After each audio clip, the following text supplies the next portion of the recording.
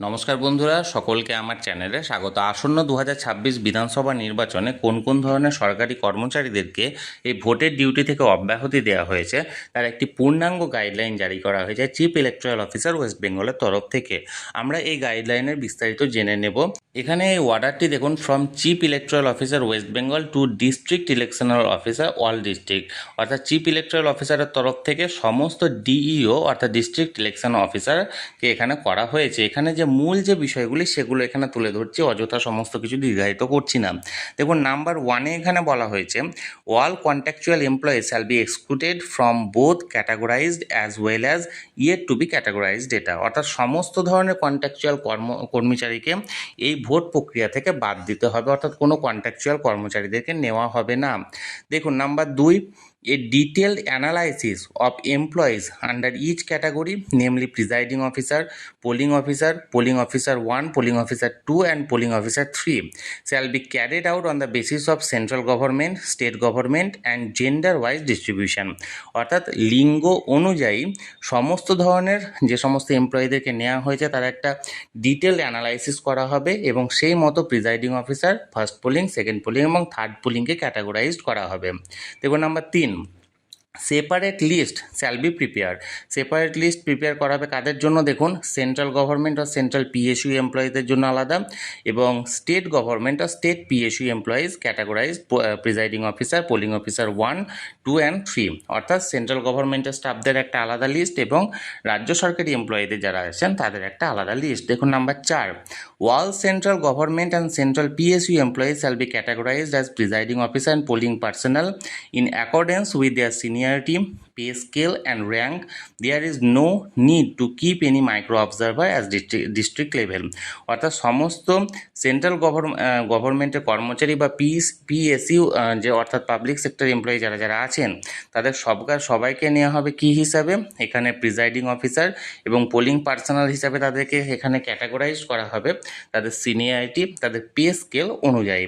দেখুন, number 5, efforts shall be made to deploy the optimum number of women polling parties and the requirement of women CAPA personnel shall be assessed accordingly, অর্থাৎ যত মহিলা কর্মচারী প্রয়োজন সেই অনুযায়ী একটা ক্যাটাগরাইজড করে এগুলোকে নির্ধারণ করা হবে। নাম্বার 6, দেখুন, all available employees shall be exhausted for categorization and a surplus pool shall be prepared for deployment in neighboring district facing shortage of polling personnel।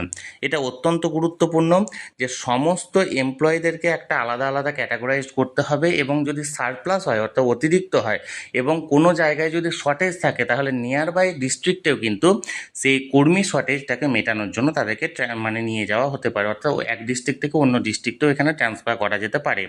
দেখুন, number 7, exclusion and exemption of personnel shall be done judiciously and only in unavailable and rarest of rare case only, অর্থাৎ এগুলো যেটা exemption অর্থাৎ যদি কোনো রকম কেউ নিজের পোলিং ডিউটি কাটাতে চান তাহলে সেক্ষেত্রে তাদের এই ডিউটির অ্যাপ্লিকেশানগুলো অত্যন্ত বিচক্ষণতার সঙ্গে এগুলো পর্যালোচনা করতে হবে যাতে করে একমাত্র যারা এমার্জেন্সি কেস সেগুলোতেই কিন্তু এখানে রিলিফ পাওয়া যেতে পারে, তাছাড়া যেন আর রিলিফ দেওয়া না হয়। নাম্বার 8, দেখুন, maintain inter seniority in the polling পার্টিতে সিনিয়রিটি ওয়াইজ মেনটেন করা হবে।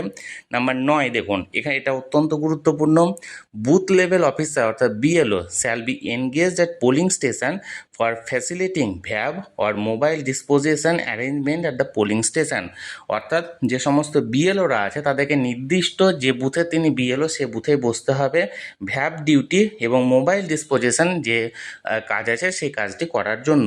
অর্থাৎ এখানে অনেক এমপ্লয়ি আছেন, বিশেষ করে প্রাথমিক বিদ্যালয়ের শিক্ষক শিক্ষিকারা যারা বিএলও হিসাবে নিযুক্ত আছেন, তাই এই সমস্ত শিক্ষক শিক্ষিকাদেরকে নেওয়া যাবে না, এদেরকে ভ্যাব ডিউটি তার যে পোলিং বুথ সেই বুথেই করতে হবে। নাম্বার 10, দেখুন, advance planning shall be undertaking for deployment of polling person from neighbouring district wherever required keeping in mind their PB arrangement, অর্থাৎ নিয়ার বাই ডিস্ট্রিক্টে এগুলো করার আগে সমস্ত কিছু অ্যাডভান্সের যে প্ল্যানিং সেগুলো করে নিতে হবে। তাহলে বন্ধুরা, যে অর্ডারটি জারি করা হয়েছিল সেই অর্ডারটি সরাসরি আমি আপনাদের সঙ্গে শেয়ার করলাম।